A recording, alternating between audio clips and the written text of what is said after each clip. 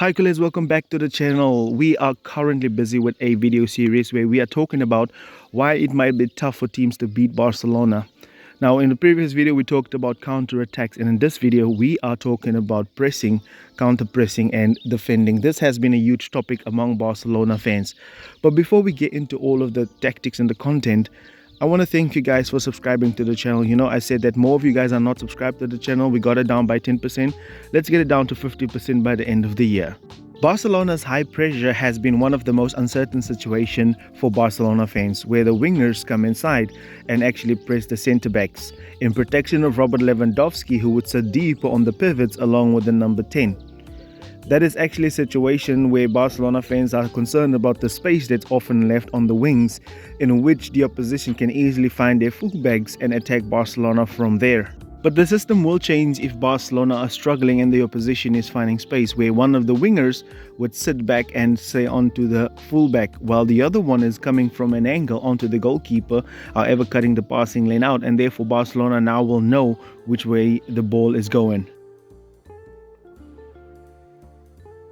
There's two key amendments that Hansi Flick has made to the system.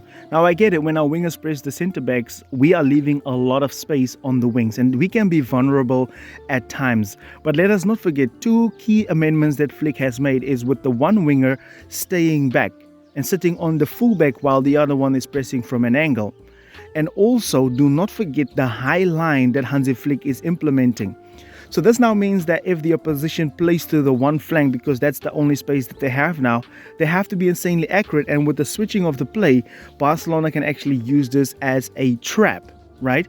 But the other key component is with the high line, teams are now often only looking at the space in behind the defense. And teams are encouraged by their managers to play this long ball. What we have seen is also that Iñaki Peña is taking a lot of risk to actually come out from his position, trying to stop these balls just in behind the defense. Lamine Yamal's first goal against Girona is a typical example of this, where the centre-back thought that he had space to move actually, because they didn't want to pass the ball into the fullback because they saw that as a trap.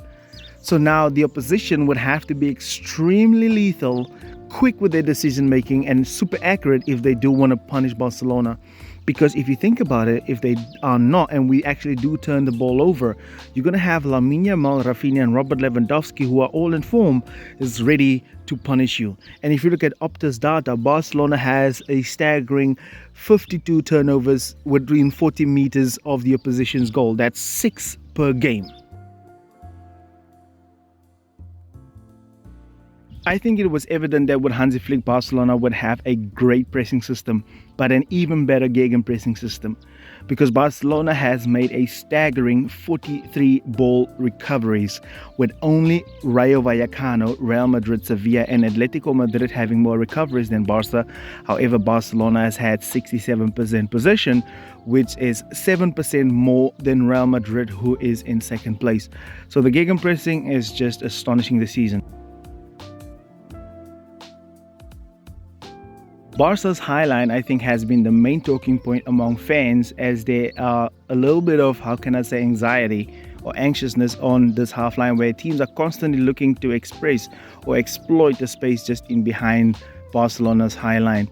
But what's amazing to me is that if the opposition does get around Barcelona's initial press, the highline is not that in a hurry to actually get back, where often teams don't have the timing, or they are often running too fast and getting in behind, so they are often drawn offside. All right. But one thing I would like to have is a little bit more pressure on the ball carrier, because this is gonna maybe get us in a lot of trouble against the bigger teams, right? But one thing I do want to note is also the goalkeeper's involvement. Is when the ball does get through, Barcelona actually has a way for the goalkeeper to get it.